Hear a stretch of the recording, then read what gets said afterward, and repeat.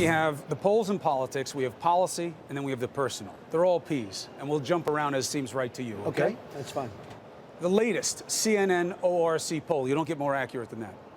It has you for the first time considered competitive in the general election. 6 points separating you and Hillary Clinton. Okay. You must be shocked. Well, it's not my focus right now. Right now, I have 16 other people that I'm looking at, and that's not my focus, but indirectly it probably is. And I think that Hillary's going to have a hard time being in the election based on what's happening with the emails, the servers, maybe even the speeches. I think it's going to be a very hard thing for her to overcome. When I look, Chris, at what happened with Petraeus on a much smaller level, great general, wonderful guy, everybody loves him, and they've destroyed his life over much less. I mean, in terms of confidentiality, in terms of importance, much less and far fewer. And it would seem hard to think that somebody could have a much worse situation than him and escape.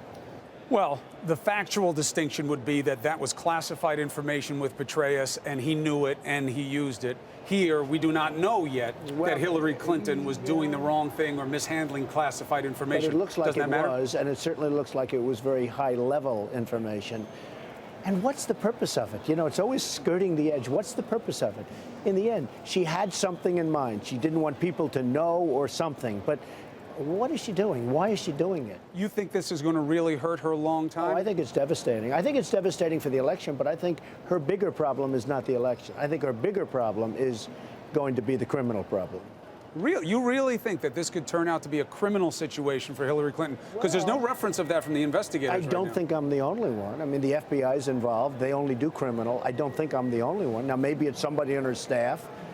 But look, it's either criminal or it's incompetent. It's one or the other. There's either gross incompetence or criminal, and neither's acceptable to be president.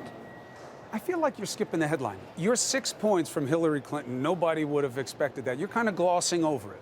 Why? Shouldn't you be saying 6 points? I can't believe I'm not ahead. Well, that's one thing I could say, I guess. You know, I think we'll do very well against Hillary. Hillary's record as Secretary of State was a disaster. She was in favor, totally in favor of the Iraq War, which is obviously not a good soundbite. I think we're going to do very well. And as you know, I've been against it for years, the Iraq War. I said, you're going to decimate Iraq. Iran will take over the Middle East and take over Iraq, which is exactly what's happening. And somebody's going to come and take over the leftover oil. And who did that turn out to be? ISIS. So if you look at 2004, exactly what I said happened. So call it vision. I have to call it vision because I'm trying to get elected. First time in my life I'm trying to get elected, right? I'm a politician all of a sudden. But there was a certain vision. I've gotten a lot of credit for it. They made a terrible mistake. And then they made a terrible mistake the way they got out. And in my opinion, they made an even worse mistake not keeping the oil. Because ISIS took the oil and Iran is going to take the rest of it. People want it out, though, Mr. Trump. And they didn't want forces there. They don't want forces there now. If you wanted to do what you sometimes suggest, which is take the oil, that would take troops, that would take danger, that would take blood and treasure. Well, I'd like to take the oil and I'd give a lot of money to the people that were, to the families of the people that were killed, to the incredible wounded warriors that are all over the place. I love these people. These are the greatest people, and they're living in hell.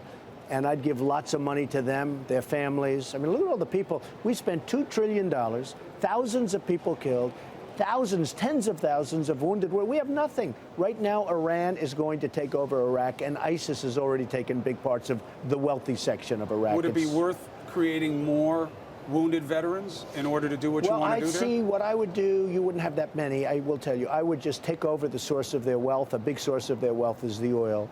And also, if you look at what's going on with the banks, the Iranian banks, the Saudi banks, they're funneling money into ISIS, and yet we help these people. We make this horrible deal for, I mean, one of the worst. I think it'll go down as one of the worst deals ever made by a country with another country. And it's going to lead to whether it's nuclear destruction. You could name lots of bad scenarios, but the deal with Iran is a totally incompetently negotiated transaction. Wasn't one of the reasons, and I know there are many and it's complex, but that the allies felt they needed to do a deal with Iran was obviously the nukes, but also Iran has been helpful with ISIS. They've been fighting ISIS for whatever reasons, maybe they're good or neutral or bad reasons, but they've been fighting against ISIS, not trying to help ISIS. Well, you know, there's a whole thing going on. First of all, you look at Iran with Syria. Now, ISIS is fighting Syria. We're supposed to be Syria's great enemy. but we're fighting ISIS. You know, you can almost say, why are we fighting ISIS in Syria? Let ISIS fight with Syria and, you know, take up the leftovers or do whatever you have to do. So Assad has to be looking at us and saying, hey, these are supposed to be my enemies, but they're the ones that are fighting ISIS, and ISIS is a very, very big enemy from his standpoint. So there are so many mistakes we're making in the Middle East, it's incredible. But when you look at just that one thing, ISIS wants to go after Syria. We're fighting ISIS in Syria. Now, the other thing is that ISIS is taking oil in Syria. I am all for the oil. I want to take care of ourselves. I want to rebuild this country. We should focus on the wealth of ISIS. We have to do something with ISIS. Well, I was against going after Iraq because it will destabilize the Middle East. I was right.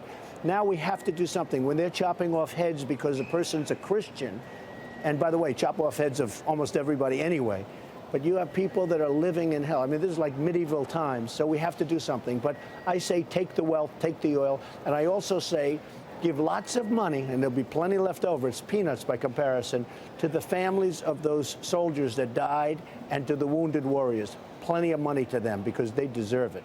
When you think about ISIS and what you do to stop them, how much of it for you is about the military? How much of it for you is about doing other things, political things, to strengthen the regions that they're preying upon? Well, I think a lot of it is about the military. And I think one of the things I noticed in your poll, I came out way, way ahead of everybody on the economy. And a lot of people weren't surprised to see that. But I also came way out ahead on the military.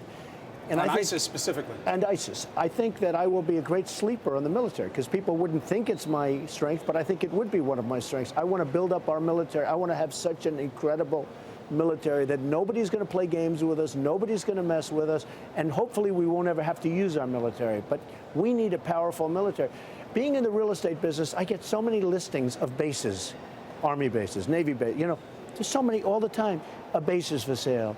A place where they have soldiers is for sale. I keep saying, how many of these places do they have where I can get all these listings? You take a look, a lot of sales of bases, military bases.